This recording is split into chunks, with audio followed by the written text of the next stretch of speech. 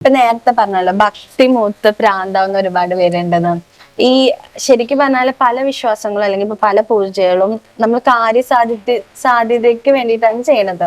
അതിപ്പോ ഒരു ലിമിറ്റ് വിട്ടിട്ട് ഒരു അത്യാഗ്രഹം അല്ലെങ്കിൽ ഒരു ക്യൂരിയോസിറ്റി എന്നൊരു നിലയിലേക്ക് എത്തുമ്പോഴാണ് ഇങ്ങനത്തെ കുറെ കാര്യങ്ങളൊക്കെ പല ആൾക്കാരും പോകുന്നതെന്ന് എനിക്ക് തോന്നിയിട്ടുള്ളത്. ഇപ്പൊ നമ്മുടെ ഇവിടെ തന്നെ ഒരുപാട് കേസുകൾ ഉണ്ട്, ഇങ്ങനെ നരബലി നടത്തി എന്നൊക്കെ പറഞ്ഞിട്ട്, കുഴിച്ചിട്ടു എന്നൊക്കെ പറഞ്ഞിട്ട്. അപ്പൊ അതിനെ പറ്റിയിട്ട് എന്താ പറയാനുള്ളത്? ഇതും നല്ലൊരു ക്വസ്റ്റ്യൻ ആണ് കേട്ടോ.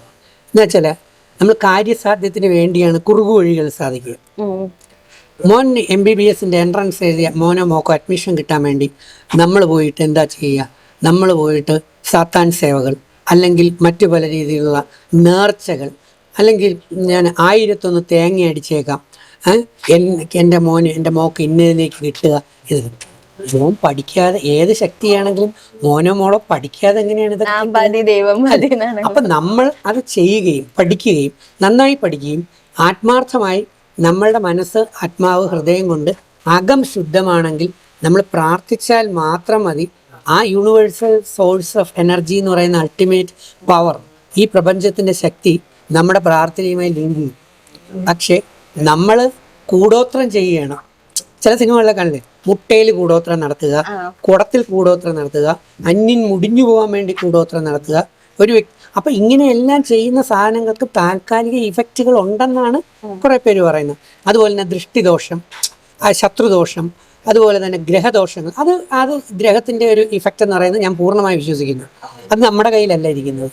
നമ്മൾ ജനിക്കുന്ന സമയം കേട്ടിട്ടുണ്ടല്ലോ, അത് റിസർച്ച് സംഭവമാണ്, കണ്ടിട്ടേയല്ല. ഇപ്പം മോഹൻലാൽ എന്ന് പറയുന്നത് നമ്മുടെ പ്രിയങ്കരനായ ലാലേട്ടൻ, അദ്ദേഹം ജനിച്ച സമയം ഏറ്റവും ബെസ്റ്റ് ടൈം ആയതുകൊണ്ടാണ് അദ്ദേഹം ഇങ്ങനെ കത്തിജ്വലിച്ച് നിൽക്കുന്നത്.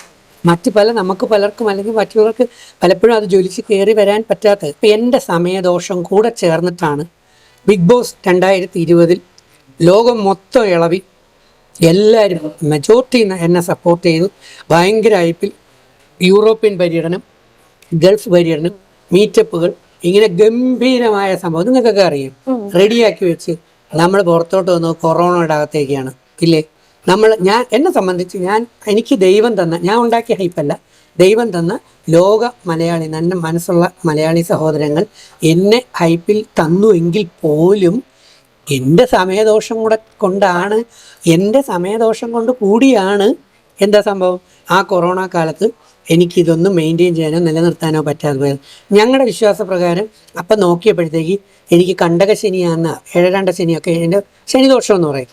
ആ ദോഷങ്ങൾ കൊണ്ടാണ് ഈ ഉണ്ടാക്കിയ സാധനമെല്ലാം ഡൗൺ ആയി പോയത്, നിലനിർത്താൻ പറ്റിയില്ല. മനസ്സിലായില്ലേ?